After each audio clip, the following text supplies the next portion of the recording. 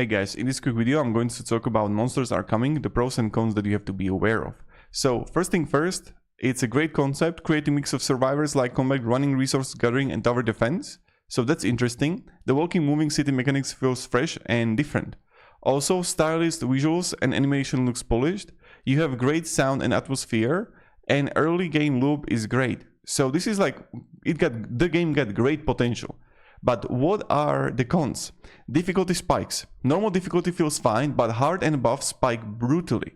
Enemies scale too fast for both hero damage and tower damage to keep up, and later waves overwhelm towers instantly, so this is something that needs to be worked on. Also, heavy RNG dependencies, large tower pool, very hard to get synergies you want, no banish, lock-in or pool filtering mechanics at launch. Weak meta progression is slow and mostly 3% to 5% stat upgrades. A limited build diversity, some towers feels the same or underpowered.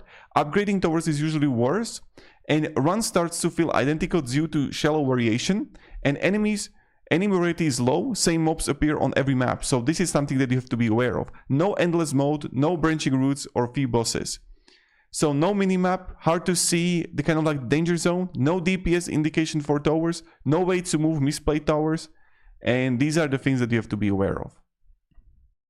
So thank you very much for watching, hope this video gave you a value, and have a great day and goodbye.